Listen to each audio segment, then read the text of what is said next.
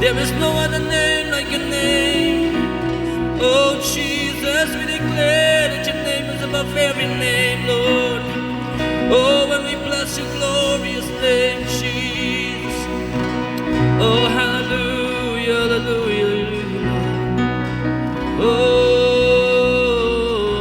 Oh, we lift our voices to you, Lord, to praise your name, glorify your name. Jesus, take all the glory, Lord. Oh, hallelujah, Lord. And how great is our God? Sing with me, how great is our God? And all will see how great is our God.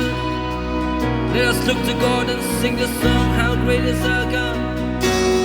How great is our God? Sing with me. How great is our God? Oh, no one see how great is our God. We see the splendor of the King, the splendor of the King, clothed in majesty, clothed in majesty. All the earth rejoice, all the earth rejoice. He wraps himself oh, when darkness tries to hide.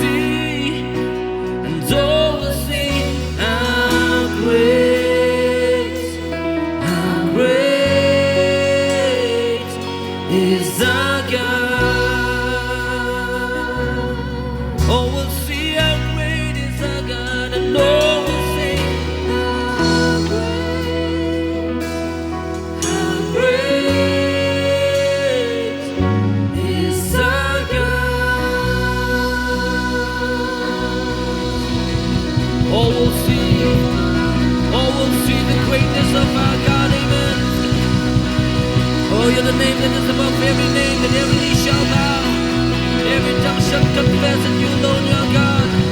There's no one like you, Jesus. There's no one like you, Lord. Hallelujah. We give you praise, give you glory. We give you all the honor and we worship. So it's a joy to be back and to come to share God's word with you in this moment. So I am so grateful to God for allowing me, for giving me this opportunity to come and minister to you today. For some of you who does not know me, I hail from Nong Po, Grace Covenant Church. I am helping the church in Grace Covenant Church Nong Po. So today, by the grace of God, through our leaders, Apostle and Pastor Danny, has given me this opportunity to deliver to you God's word. And I believe something new is about to happen today. If you believe, say with me, Amen. Amen. So it's a joy to be here and present to you the word of God, which God has put in my heart for the past few days. And I believe that we will all be blessed today. And I want you to open up your hearts, open up your mind, clear up whatever is there in your mind, and let your mind be filled with God's word. Let your mind be dominated by the power of the word of God, so that you, when you leave this place, you will never be the same again. When we leave from this place, we will leave changed, renewed, transformed by the word of God. Amen, amen, amen. Before we go further, I would like to say a word of prayer. Father, Lord, we thank you for this moment. Lord, we thank you that you have given us your presence, your grace. Oh Lord, we can be here, Lord, and listen to your word. Oh God, I am just your tool, your instrument, oh God, Lord. Lord, this word that I'm going to deliver, Lord, I pray that you consecrate it, oh Lord. I pray that the word of God will go and get into the depth of the hearts of the people, oh God, Lord, in this time. Bless us, oh God, Lord, in this morning, oh God. We thank you, we pray in Jesus' name. Amen, amen. Quickly, we'll go to the word of God today.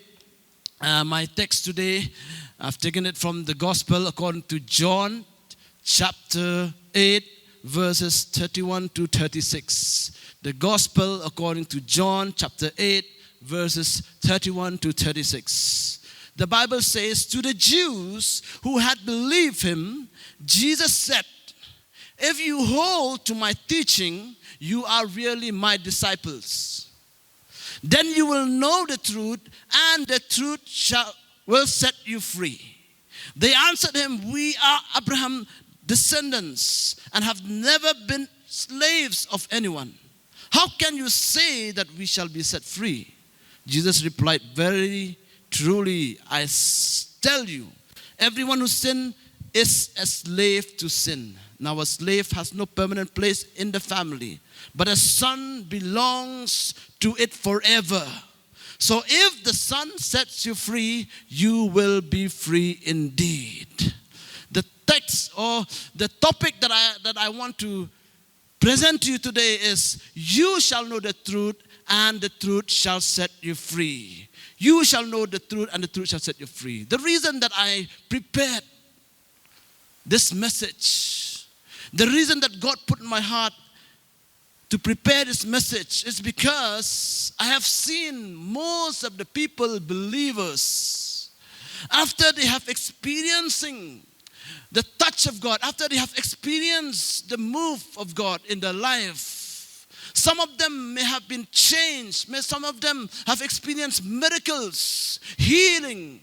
They have experienced the deliverance of the Lord Jesus Christ in their lives. After experiencing all these things, yet they tend to go back to their old lives.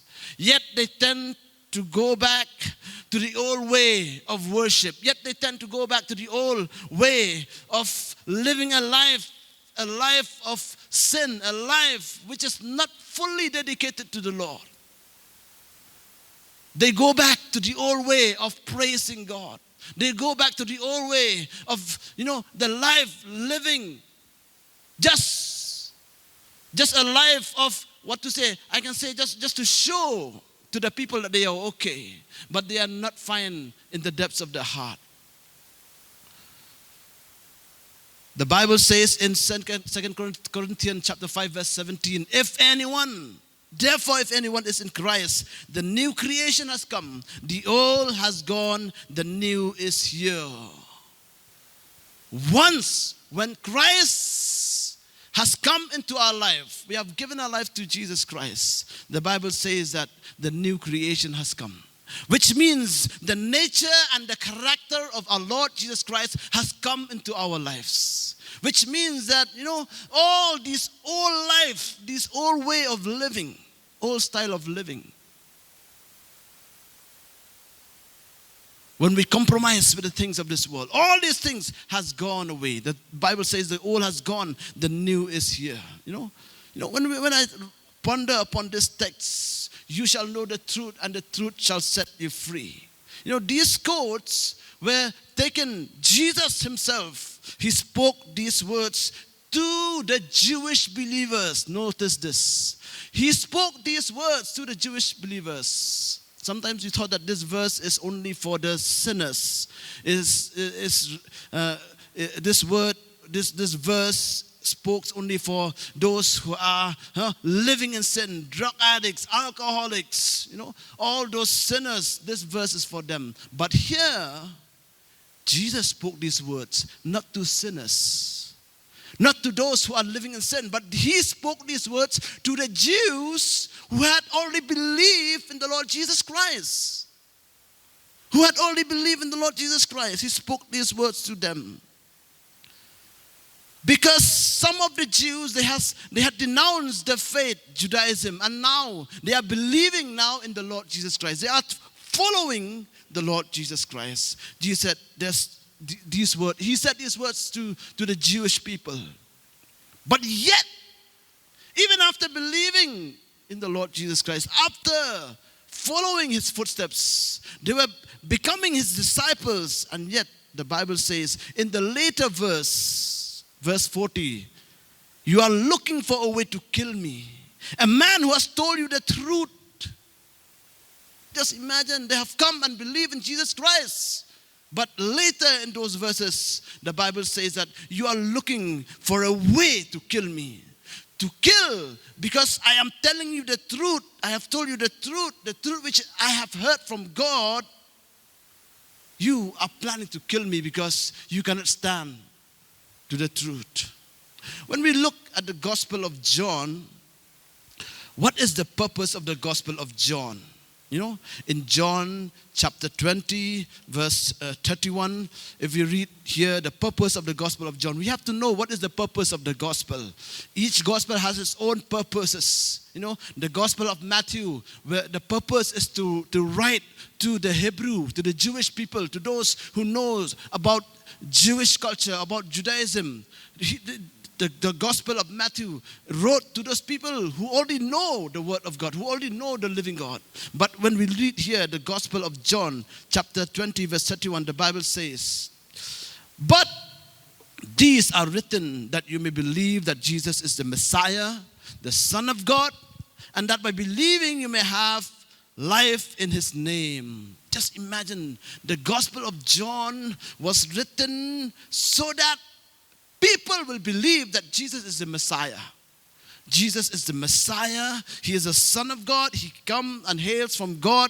He is, he is the one who can give us life. He is the one who can give us hope. He is the true Son of God who died on the cross. And he is the only way that we can hope for in our life. The Gospel of John proves the divinity of Jesus Christ. The Gospel of John was written in such a way that, to show that Jesus is 100% God. Most of the people, the entire world, they don't believe because, they thought, who is this man who claimed to be God?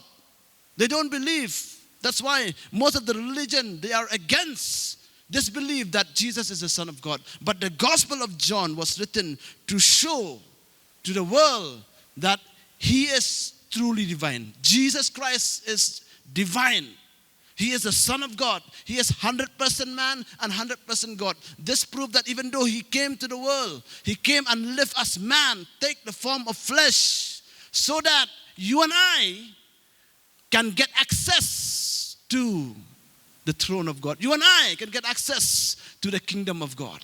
Otherwise, I tell you, my friends, we have no hope. If Jesus didn't come, we are all destined to condemnation. We are all destined to destruction. We cannot get hope. We cannot get life. But because of Jesus, we have been given hope. The Gospel of John echoed the book of Genesis. If we read in the book of Genesis, the Bible says, in the beginning, God created the heavens and the earth. And the Gospel of John, same, it wrote there, the Bible says in chapter 1, verse 1, in the beginning was the Word, and the Word was with God, and the Word was God.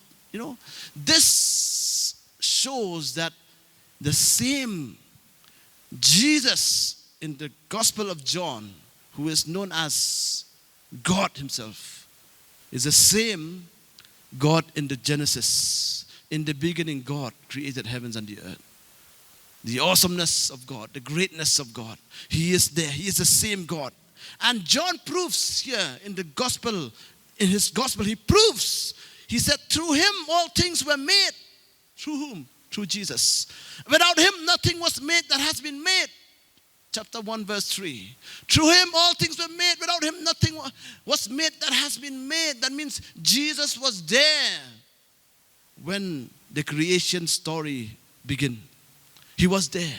When God created man, he said, let us make man, God, in our own image. That means it's not singular. It's plural. Let us. That means there were more than one person. That means Jesus was there. John wants to prove to the world that Jesus Christ is the Son of God. He is God himself. He is the Messiah, the true Messiah. If we look also in the Gospel of John, we will go details. We won't go details because of time. You know, you will see the 7 I am that Jesus spoke there. The 7 I am that Jesus spoke there. He told, I am the bread of life. I am the resurrection and the life. I am the way. I am the truth. I am the light of this world. I am the true wine. I am the good shepherd. All these I am that Jesus spoke echoed to what God spoke to Moses when he revealed himself to Moses. God said to Moses, I am who I am. That is the I am. That this Gospel of John proves that Jesus is the true divine God himself. If we look here, many things in the Gospel of John, about the miraculous sign that John did, he wrote in such a way that, there was 7 miraculous signs, and then all these things, when we talk about the number 7, it speaks about how, the Jewish count this number as very complete, wholesome. This is a number which is special to them. And John wrote the gospel in such a way to show that, God was there. God was there in the life of Jesus. So when we read here, back to John chapter 8, if we see there about the background here. Most of the time, Jesus spent time to pray in the Mount of Olives. And then early one morning, he was teaching in the temple courts. And then the teachers of the law and the Pharisees, they dragged an unnamed woman. They dragged a person who was caught in adultery, They were seeking a trap and asked for his opinion about whether this woman should suffer punishment because of her adultery, because of her sin. But Jesus, to cut the story short, Jesus wrote on the ground. He said, let anyone, and he told them, he said, let anyone who is without sin be the first to throw a stone at her. Let anyone who is without sin be the first to throw a stone at her. At this, the people left slowly, started by the senior.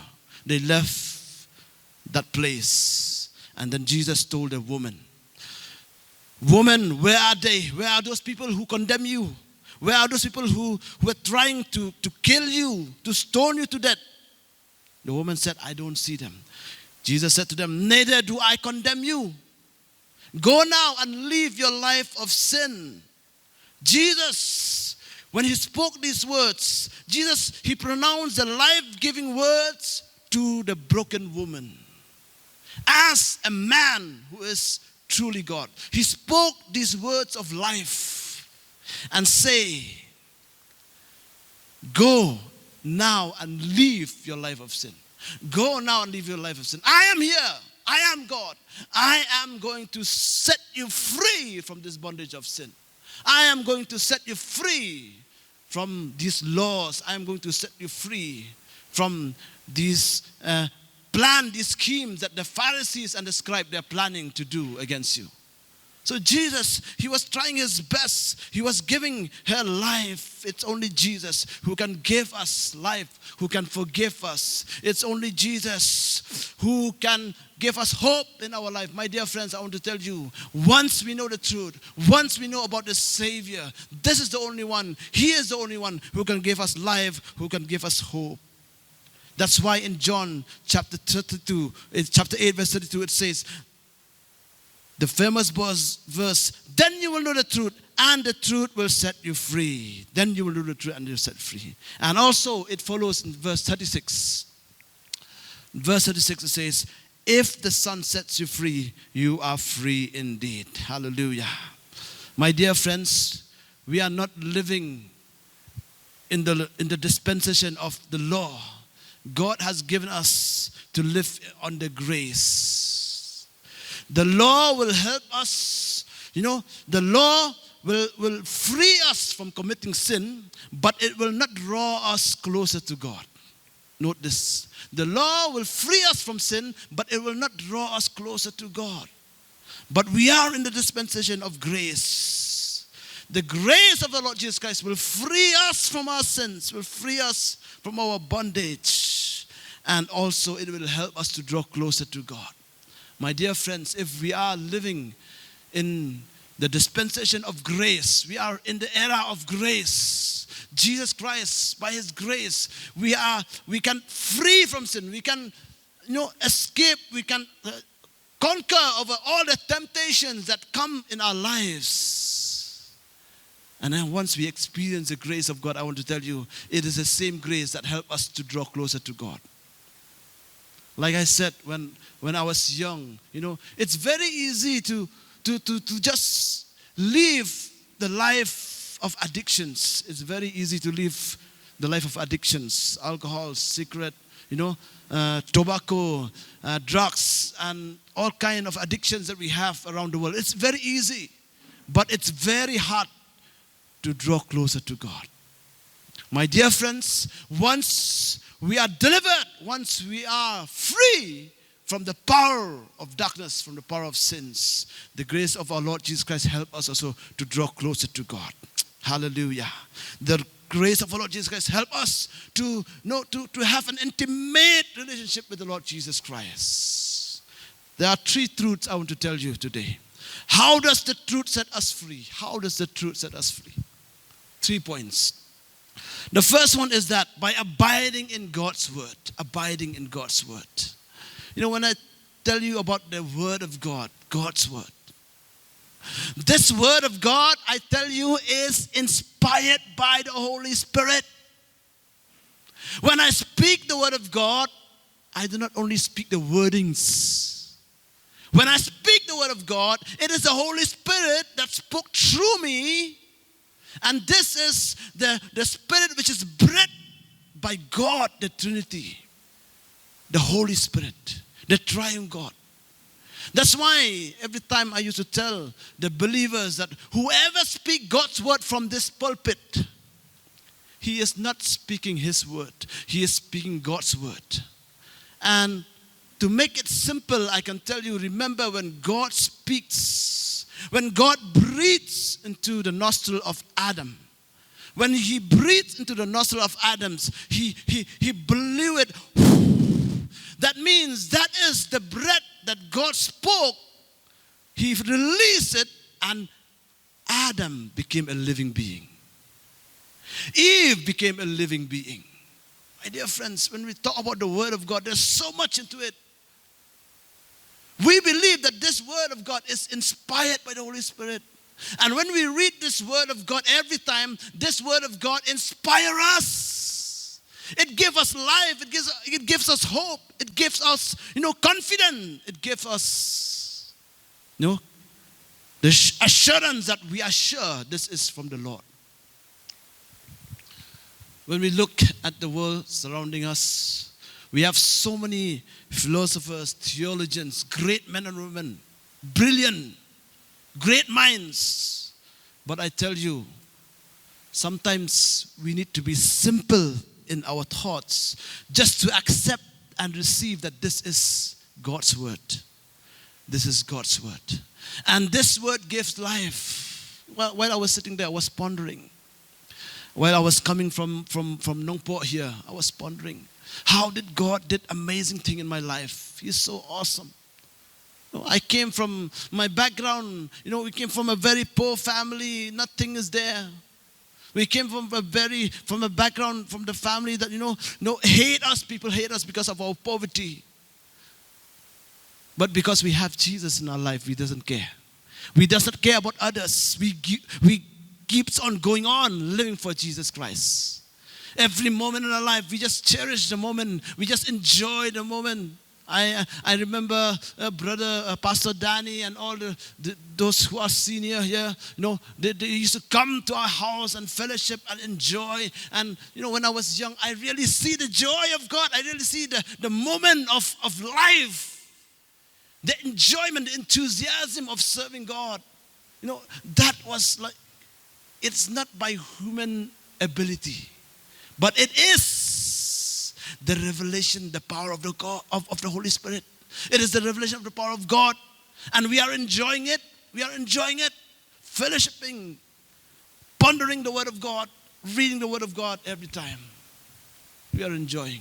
That's why, my dear friends, I want to urge and encourage each and every one of us here in this place, abide in God's Word. This is the inspired Word of God. Remember, when you meditate, ponder on the Word of God will change our life. It has changed many lives. It has changed many lives, including those heroes in the Bible. It has changed those apostles in the New Testament.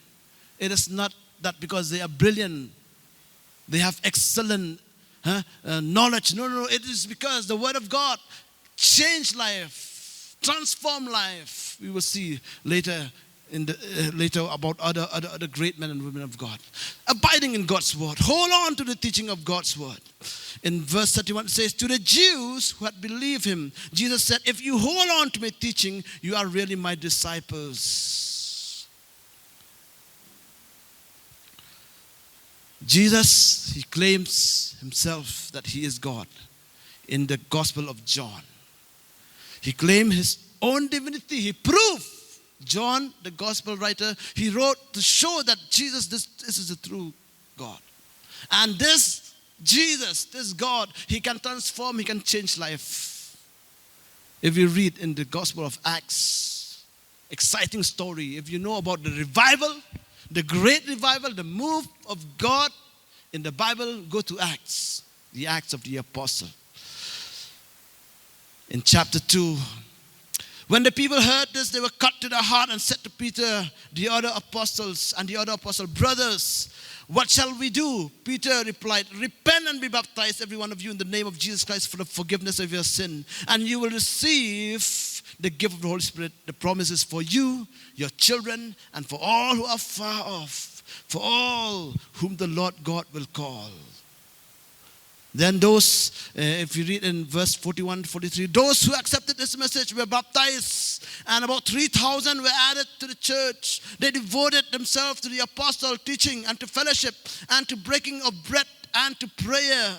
Everyone was filled with awe at the many wonders and signs performed by the apostle. Every day they continued to meet each other in the temple court. They broke bread in their homes and ate together with gladness and sincere heart, praising God and enjoying the favor of all the people. And the Lord added to the numbers daily who were being saved. The Bible says here in the gospel, in the book of Acts here, in the Acts of the Apostle, this was a great moment. This was a great movement of the Holy Spirit.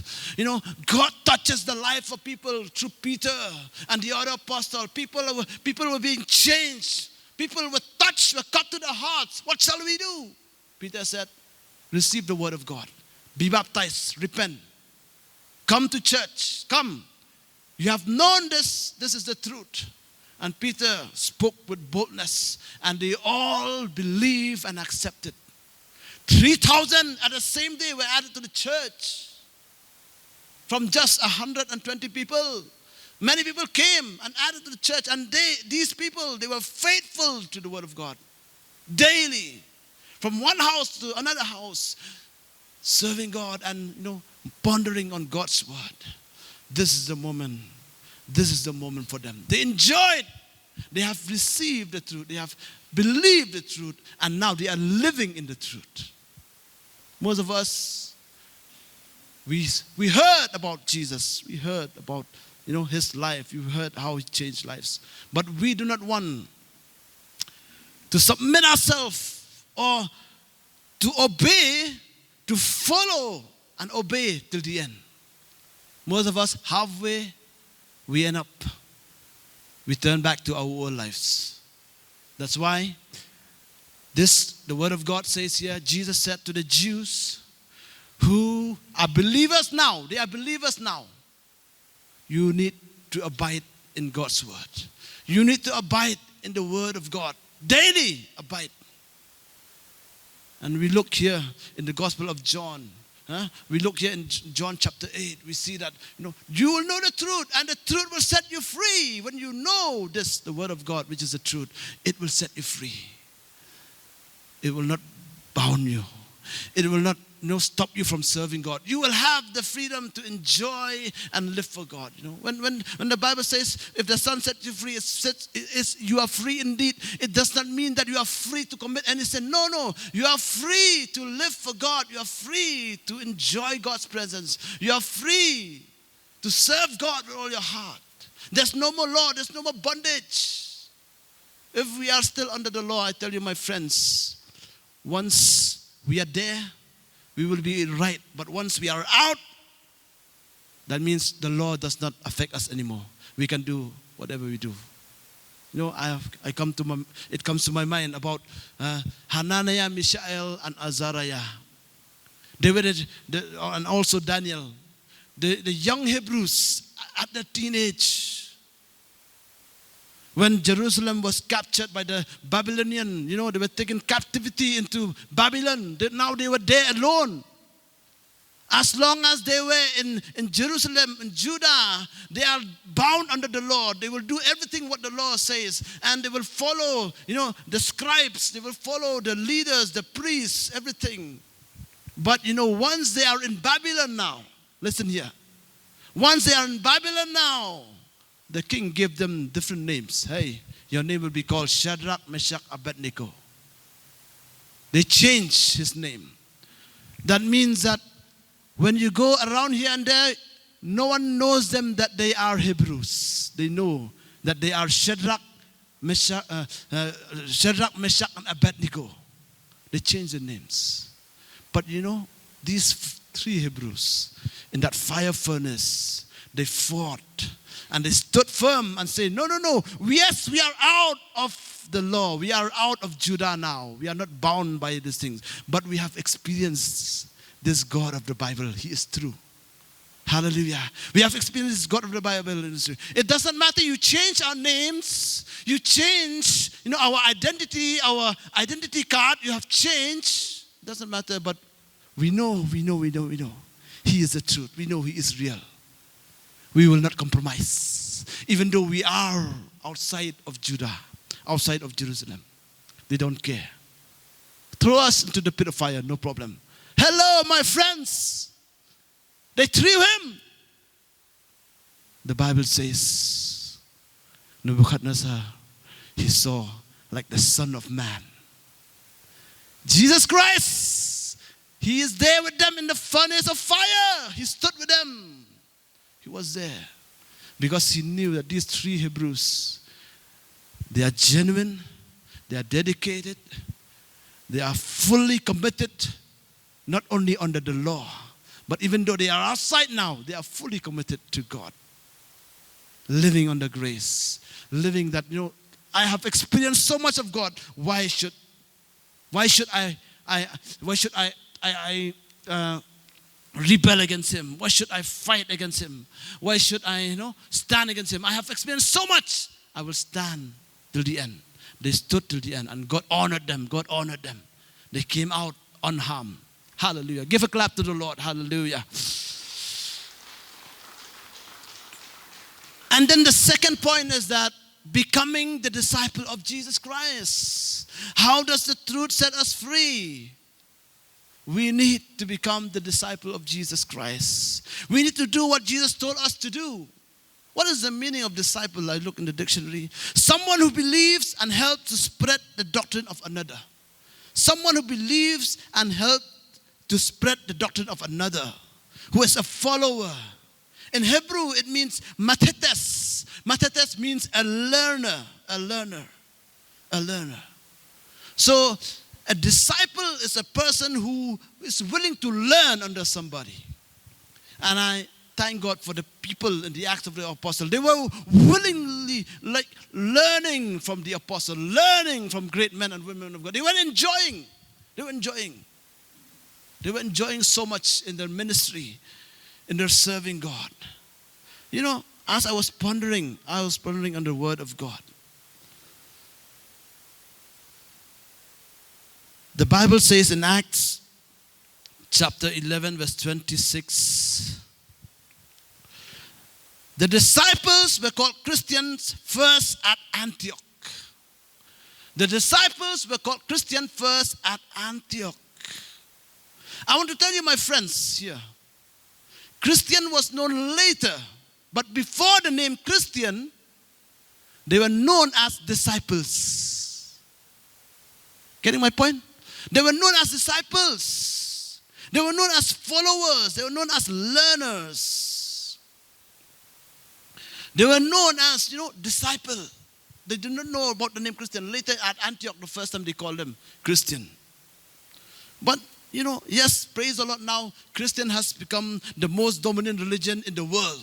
We have about 2.38 billion of Christians. 31% of the world population, they are Christians. We are very proud. We are very proud for that moment. 31% of the world population, we are Christian. But the question arises, are we disciples? Are we disciples? Are we doers and not hearers only? When Paul wrote to Timothy, he wrote to him, he said, have nothing to do with godless myths. 1 Timothy 4, 7-8. 1 Timothy 4, 7-8. Having nothing to do with godless myths and old wives' tale. Rather, train yourself to be godly. Disciples means training yourself to be godly. For physical training is of some value, but godliness has value for all things, holding promise both for the present and the life to come. For the present and the life to come. Okay, forget about the past, my dear church. Forget about the past. Now, become a disciple of the Lord Jesus Christ. A true disciple of Jesus Christ, who is willing to be trained just like a soldier in the camp, in the training camp, who is willing to be trained, and then, when he come out from there successfully, he will get a medal, he will get an award. Why? Because he has achieved. My dear friends, we need to train ourselves. Discipleship. Discipleship is one of the most important. My dear friends, people nowadays, they are so into, which I can say, which is popular, which is very, I can say, in other words, they have known so much. They are so popular through social media. They would rather look for, festivals, look for, moments of joy. People, they are looking for one day moment. But discipleship, training is not a one day moment. Daily, being trained in God's word, being trained under God's servant, being trained. That's why discipleship is one of the most important. Once we know that we are a true disciple, then the word Christian come later.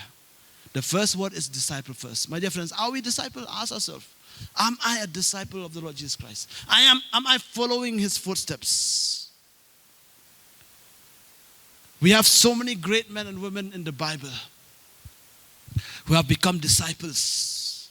Peter, we see Peter, John, James, and all the 12 disciples. They have become disciples. They were willing to leave everything aside and follow the Lord Jesus Christ. I want to read to you about one person who was supposed to be a great man in the Bible. There was an offer for him. Do you want to become a disciple or not? That is by the name Nicodemus. Nicodemus, he was a Pharisee. When I tell you Pharisee, that means he knows the Word of God. He knows the Old Testament. He knows the God of Abraham, Jacob, Isaac. He knows about Moses. He knows everything. He knows details about the festivals. He knows about the offerings. He knows details about the Bible. When I say Pharisee, Nicodemus was a Pharisee. In John chapter 3, he came to Jesus by night and said, Rabbi, we know that you are a teacher who has come from God, for no one could perform the signs you are doing if you were not with him. Jesus replied, truly I tell you, no one can see the kingdom of God unless they are born again.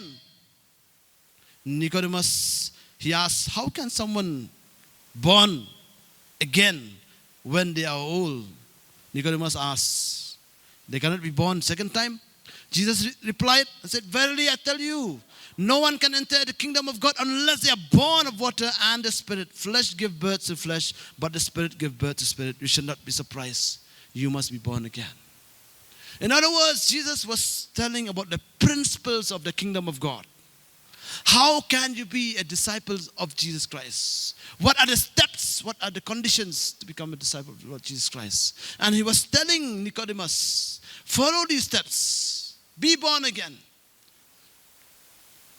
Know the word of God. Believe the word of God. Believe I am the Messiah. He was telling Nicodemus. I believe that if Nicodemus would have responded and accept the calling, he would have become like one of Apostle Paul. Because he knows the word of God. He knows the Old Testament. But because he ignored, he did not accept the truth. He did not want to follow with Jesus and be a disciple. That's the end. We do not see him as the apostle or as the disciple of Jesus Christ. How does the truth set us free? The first one is that by abiding in God's word. The second one is becoming the disciple of Jesus Christ. And now the last point is we should know the truth personally. Know the truth. By keeping our Bibles in our homes, it doesn't mean that we have known the Bible. We have to read it. In our bathroom, we have soap in our bathroom. By keeping the soap in the bathroom, it will not make us clean. We have to take the soap, apply it, wash ourselves, and then we will be clean. So in the same way, the Bible says that, we have to know the truth. Jesus said himself, I am the way, the truth, and the life. No one comes to the Father except through me.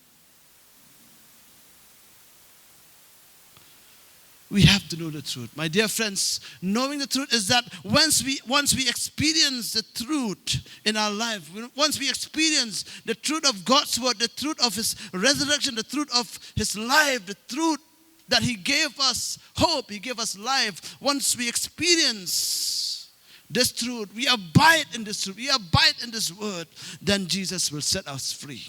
Hallelujah. We will not live in bondage and fear. We will not live No, just because we are so fearful. Sometimes when I was young, I thought that, I will live for Jesus because I am afraid of hell. If we are living for Jesus because we are afraid of hell, that is not the right spirit. We have to change. We live for Jesus, we serve God, we serve Jesus, not because we are afraid of hell or of Satan. We serve Jesus, we serve our Lord Jesus Christ because we know this is our Savior, this is our hope. We know that this is the one who gave us life. He died on the cross for me. He gave his life a ransom for many. We know that he is the one. Why should I let him down?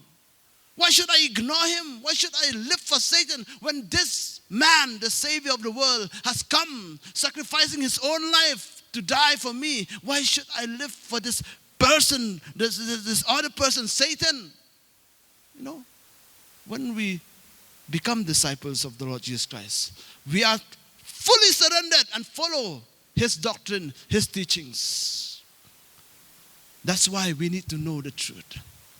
It's very sad to say that most Christians nowadays, they are enjoying to see the truth, but they are not living the truth. They are enjoying to see, oh, this is true, man. How people worship God, worshiping in spirit and truth. This is true, man. Oh, how people giving their life to Jesus, baptizing them, getting baptized, and then so on, so forth, joining into the church which is alive, which is spirit-filled, reading and listening to God's word. This is true. But some people, they just tend to go back. They have experience. I want to tell you, there are stories where, in my experience in the ministry, people who have experienced the Lord Jesus Christ, and then the Lord has healed them. They were on the verge of death. And then when we go and pray for them, the church go and pray for them, they receive healing. Now they are going back to work. They are strong. But the sad thing is that they have received everything, miracles. But the sad thing is that they go back to the old life. They have not experienced except the full truth of the Word of God. The truth of the Word of God has not set them free. Why? Because they are not willing. God will not force anybody to follow you, to follow Him, to follow Jesus. God will not force. It is our free will. It is our free choice. That's why we need to know the truth.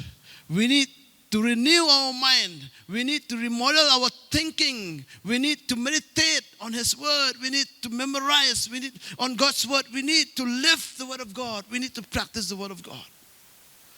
One man of God who was very, very great in the Bible, he wrote about 13 letters in the New Testament.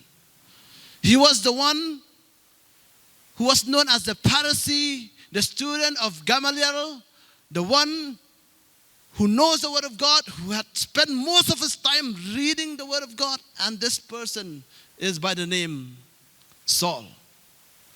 Saul was a person who was against those people who believe in Jesus Christ. He fought against those people who are called people of the way.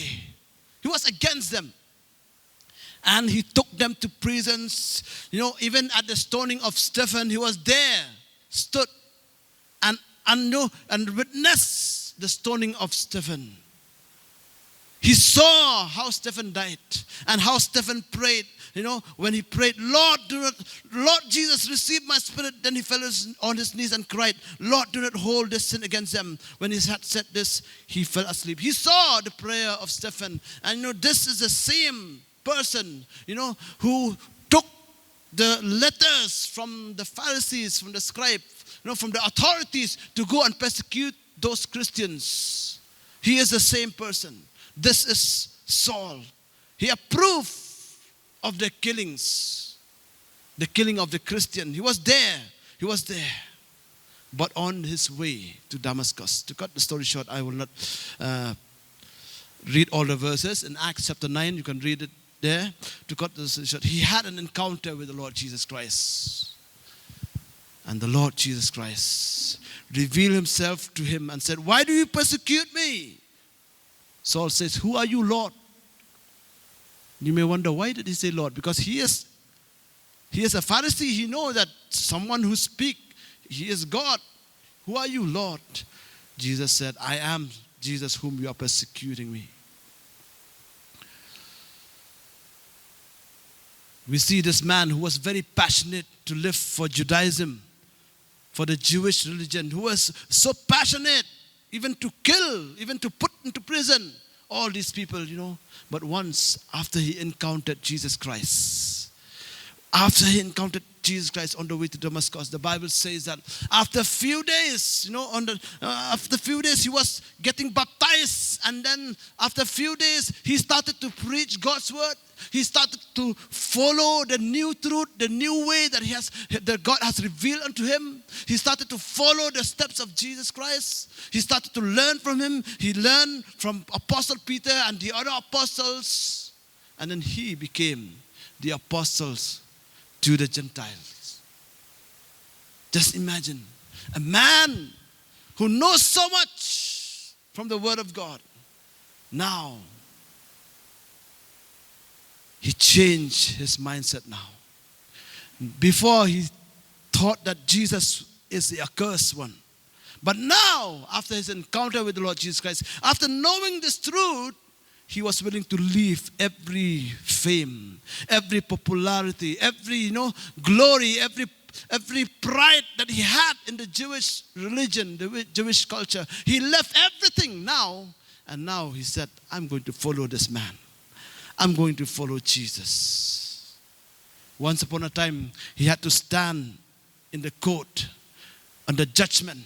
The Jewish rabbi, the Jewish Pharisees, the scribes, they cast him into prison because they believe that he has done many things wrong against the Jewish religion, and he has to stand before the king. He has to stand before the court.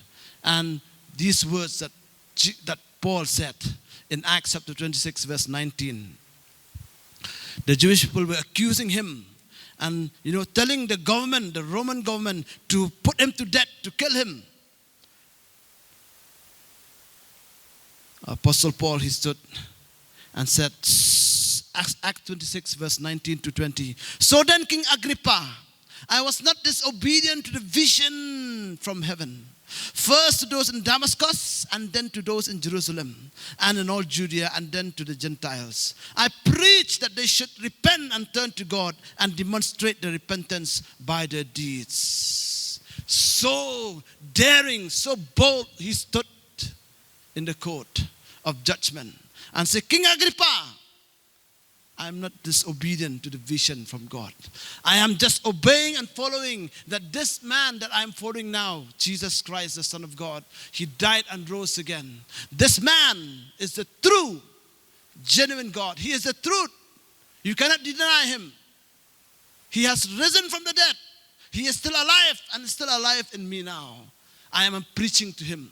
I am preaching to him in Damascus. I am preaching him in Jerusalem. I am preaching him in all Judea. In fact, he went to all the Roman states, Roman nations, and started to preach the gospel. And many non-believers, they accepted the word of God through this man. The Jews, they started to persecute Apostle Paul, but he did not care about them. He stood in the temple court. He stood and speak the truth because he has received the truth.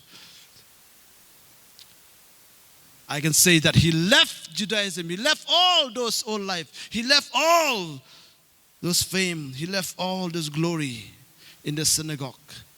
He took the place to be known as Apostle Paul.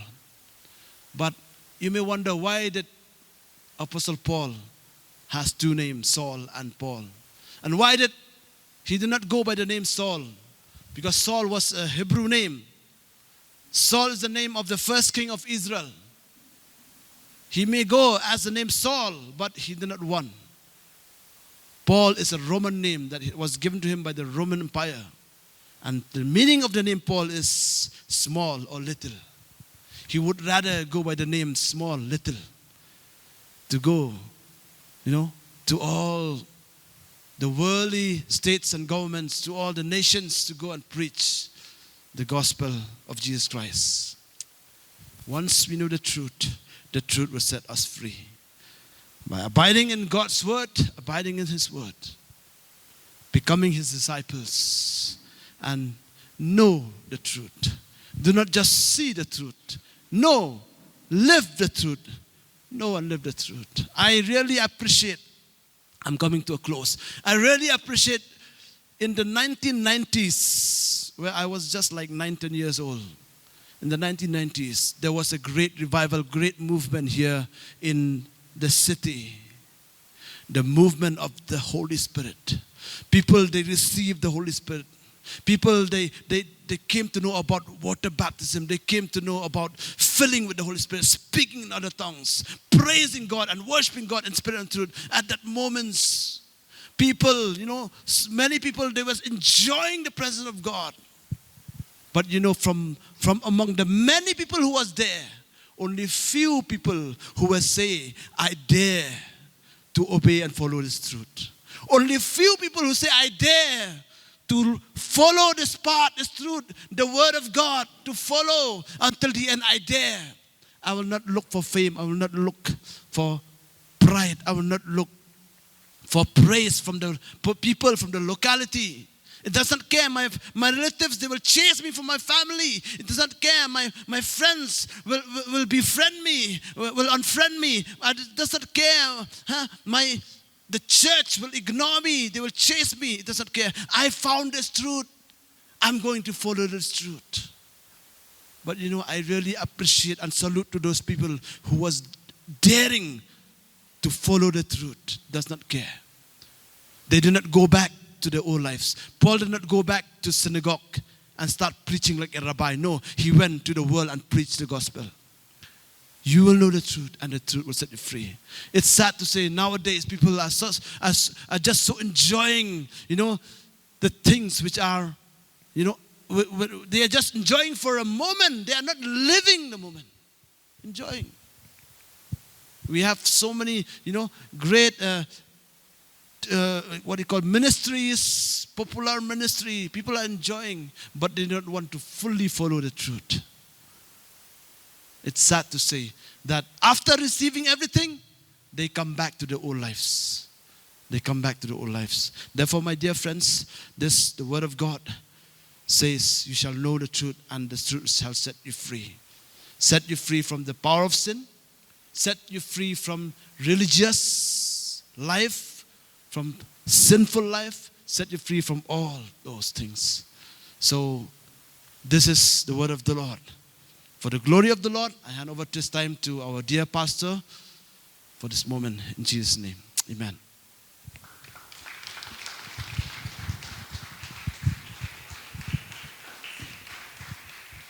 Hallelujah.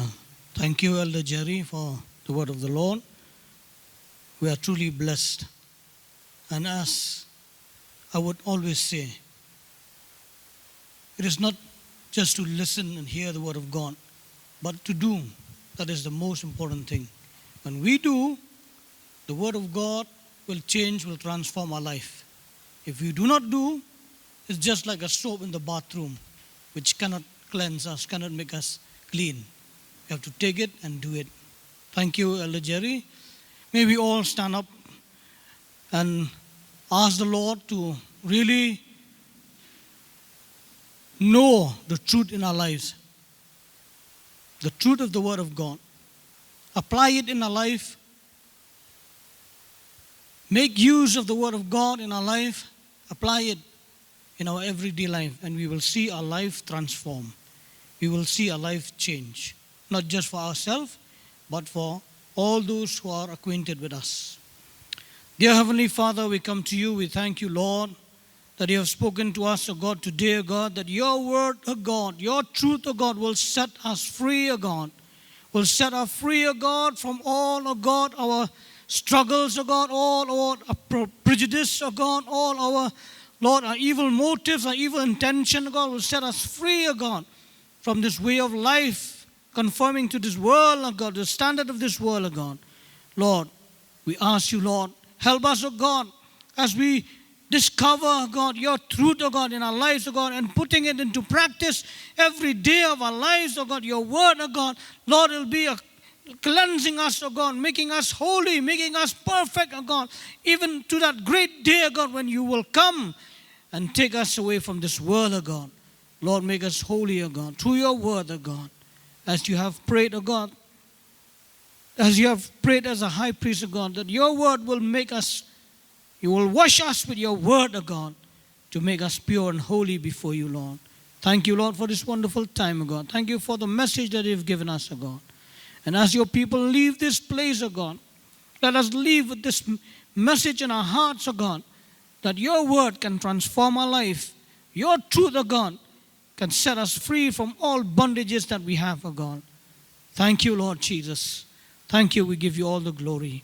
And may the love of God the Father, the grace of our Lord Jesus Christ, and the sweet fellowship of the Holy Spirit be with each one of us, and even those who call upon the name of Jesus all over the world, now and forevermore. Amen and amen and amen. 1, 2, 3.